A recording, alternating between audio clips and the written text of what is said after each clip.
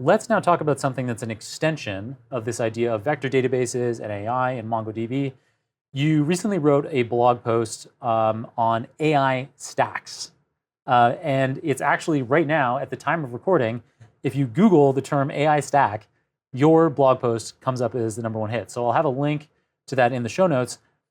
We talked a little bit earlier in the episode about things like the mean stack, which was this idea of back end all the way through to front end technologies for the developer. Is an AI stack somehow related to that kind of thing? Yes. So we said the mean stack was, well, we didn't say, but we know that the mean stack is a composition of a bunch of tools and libraries to build web application. So the AI stack is a composition of tools and libraries to build an AI application. One thing I would say is the AI stack is different in terms of how you visualize it, depending on the persona you're talking to. So when I'm talking to developers, and when you see when you look at the article, when I'm talking to developers, there are more layers in the AI stack than when I explain the AI stack to like a C-suite or VP-like person.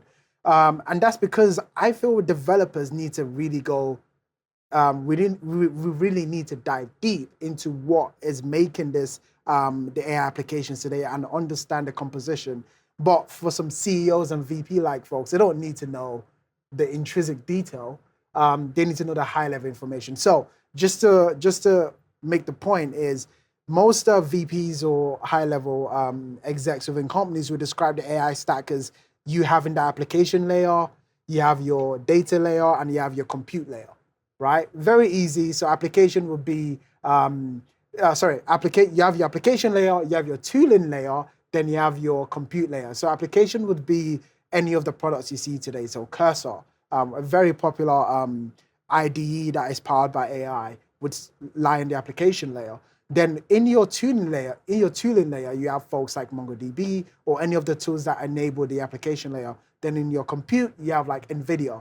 But when I'm talking to developers, I double click into that and we talk about the other layers of the stack. I'm not going to remember everything now, but programming language is very important. Yeah. When you're developing this AI stack, AI application, the languages you select is very crucial because not all libraries that you're going to be using further in the stack are written in all the languages you have available. Some are just Python, or maybe some have or just JavaScript, right? Or there's some that are evolving to have both now.